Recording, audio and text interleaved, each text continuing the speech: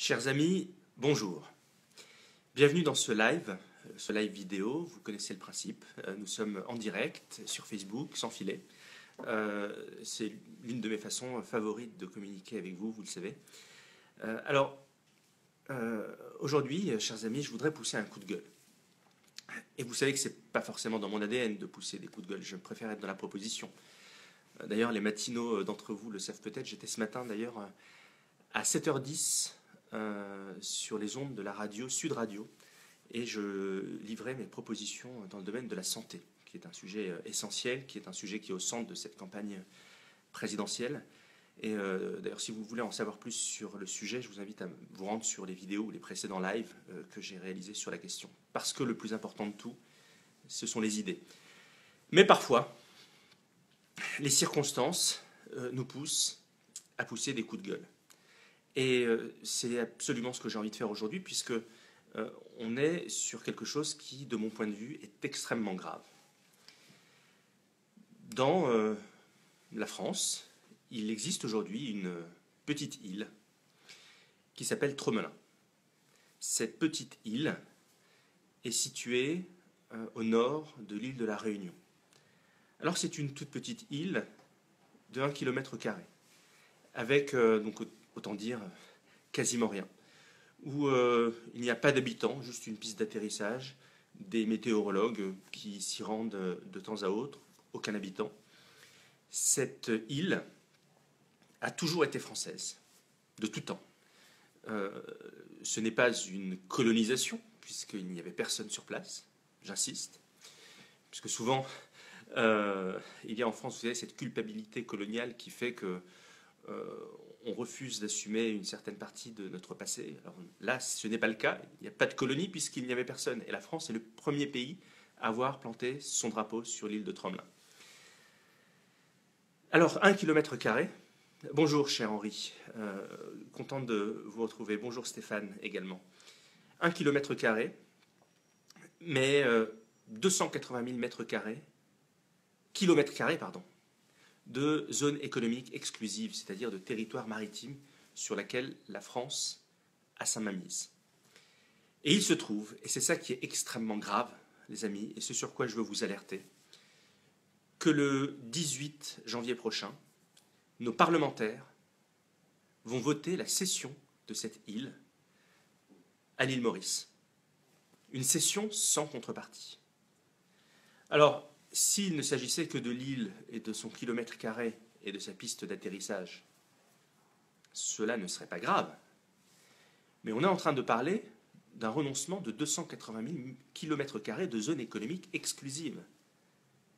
Une zone économique exclusive, ce n'est pas rien, c'est comme un territoire national, mais sur la mer. C'est-à-dire une zone sur laquelle la France est intégralement souveraine, tant sur la pêche, tant que sur les extractions quelconques, tant que sur un plan géopolitique. C'est-à-dire on a la possibilité d'y positionner notamment nos bateaux de guerre en cas de besoin. Une zone économique exclusive, c'est la souveraineté à l'état pur. Et je rappelle d'ailleurs, et c'est important de le dire, que la France, en termes de zone économique exclusive, nous sommes le premier pays du monde, figurez-vous, avant les États-Unis et avant l'Australie. La France représente 8% des zones économiques exclusives mondiales. 8%. Quand, en termes de territoire géographique terrien, terrestre, on représente que 0,45%. Alors ces 280 000 km² de zones économiques exclusives qui sont rattachées à l'île de Tromelin, c'est considérable. Et à titre de comparaison, la métropole, si on inclut la Corse par-dessus le marché, c'est 345 000 km². 345 000 pour la métropole et la Corse, 280 000 pour Tromelin. Donc ce n'est pas un petit sujet, ce n'est pas un petit territoire, c'est un instrument de souveraineté essentiel. Alors je ne comprends pas pourquoi on s'empresse de vendre à la découpe notre nation, et surtout que cela est anticonstitutionnel. Je sais, bonjour cher Michel. J'ai vu d'ailleurs, cher Michel, qui intervenait sur le live, que vous avez hier pris l'initiative d'écrire au président de la République. Et je vous en félicite. Et j'invite chacun d'entre vous à faire de même, à écrire au président de la République, à écrire aux parlementaires qui vont se prononcer la semaine prochaine.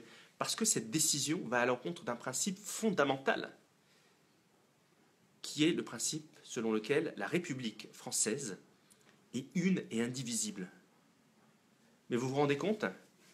Alors, cher Michel, vous nous donnez la procédure pour écrire au président de la République. En allant sur le site de l'Élysée, écrire au président, faites-le. Je vous engage à le faire. Je vous engage à écrire à votre député qui va se prononcer la semaine prochaine. Les députés qui voteront cette disposition seront des traîtres à la nation, et je pèse mes mots. Je vous invite aussi à vous rendre. Nous avons lancé pour l'occasion une pétition. Une pétition qui doit contribuer justement à faire du bruit autour de cette affaire, parce que les choses doivent se savoir. Et pour la signer, pour la partager, je vous invite à la partager et à la diffuser massivement. Vous la retrouvez sur ma page Facebook, Rafik Smati, et également sur le site internet du mouvement Objectif France, objectif-france.org. Rien ne saurait justifier que la France se débarrasse d'un joyau de son patrimoine maritime tel qu'elle est en train de le faire. Rien. Alors, on va vous sortir des traités. Alors, on va vous parler du traité de Paris. Oui, il y a eu un traité de Paris signé en 1814, dans lequel la France cédait à la Grande-Bretagne un certain nombre d'îles. Sauf que l'île de Tromelin n'est pas mentionnée expressément dans ce traité. Alors, je veux bien qu'on considère qu'on est dans un monde de bisounours, que tout le monde il est beau, tout le monde il est gentil, et puis que les Mauriciens, nos amis mauriciens nous demandent du l'île, eh bien on va leur donner. Donc ça veut dire quoi? Ça veut dire que demain, on va offrir la Polynésie française à la Nouvelle-Zélande. Imaginez le précédent qu'une décision de cette nature pourrait créer. C'est quand on met le doigt dans l'engrenage, ensuite, on ne peut plus en sortir.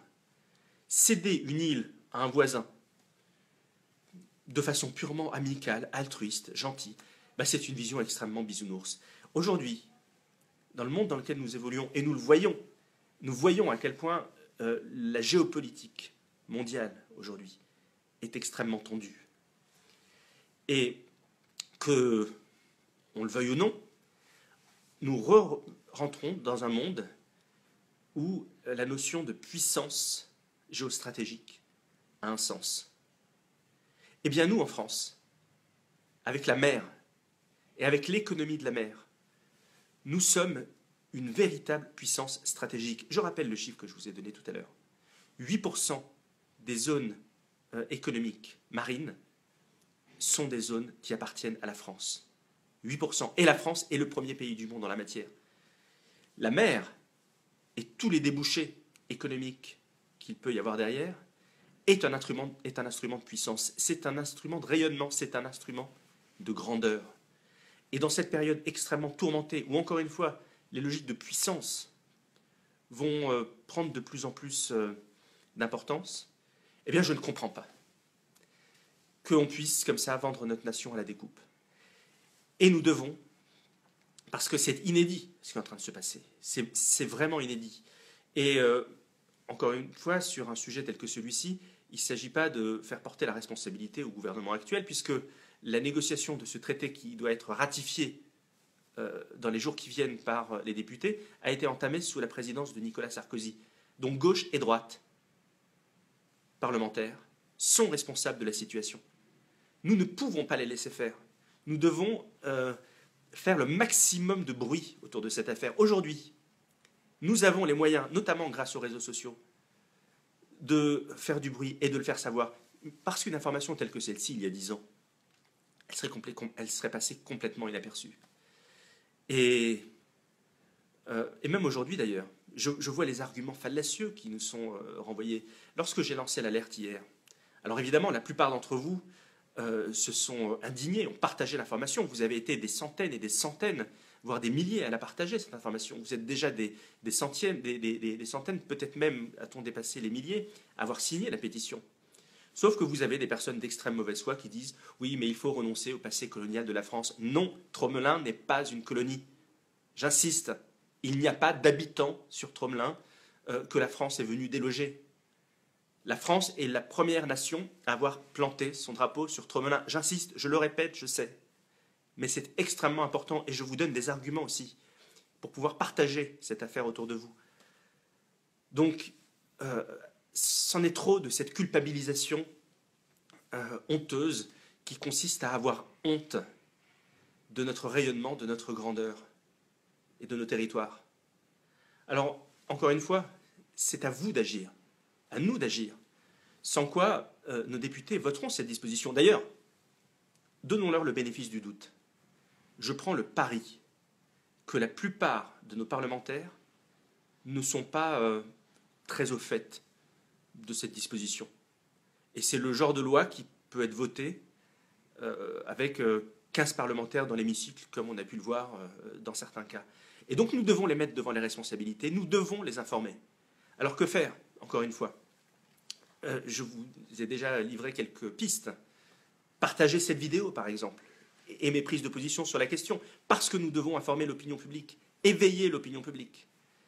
Signez notre pétition sur le site du mouvement Objectif France ou sur ma page Facebook. C'est essentiel, parce que nous devons faire nombre.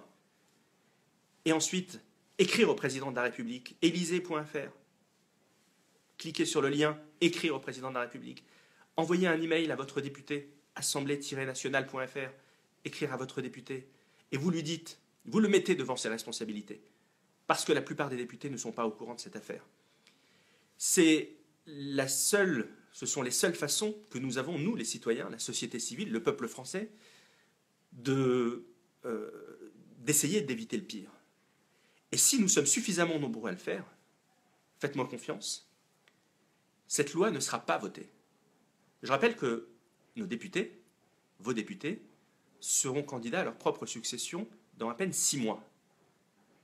Mettons-les devant leurs responsabilités et faisons-leur comprendre que nous ne voterons pas pour des traîtres à la nation. Voilà, chers amis, l'alerte que je voulais partager avec vous. Alors là, nous ne sommes pas sur des sujets de fond, comme je le fais souvent avec vous et comme je préfère le faire. Nous sommes sur un coup de gueule, nous sommes sur un cri d'alerte. Mais quand l'intégrité de la République française est en jeu, quand notre pays est vendu par son intelligentsia à la découpe, quand pour ceux qui nous gouvernent, la France n'a pas de valeur, eh bien c'est à nous, les citoyens, la société civile, le peuple français, de prendre nos responsabilités. Voilà les amis, je compte sur vous pour agir, parce que seules vos micro-actions, conjuguées ensemble, pourront peser et être de nature à faire infléchir ce funeste vote qui doit avoir lieu dans les jours qui viennent. Merci à vous, les amis. Je vous donne rendez-vous très vite pour un live vidéo ou pour une vidéo plus traditionnelle sur le site du mouvement Objectif France ou sur ma page Facebook Graphics Mati. Merci, à bientôt.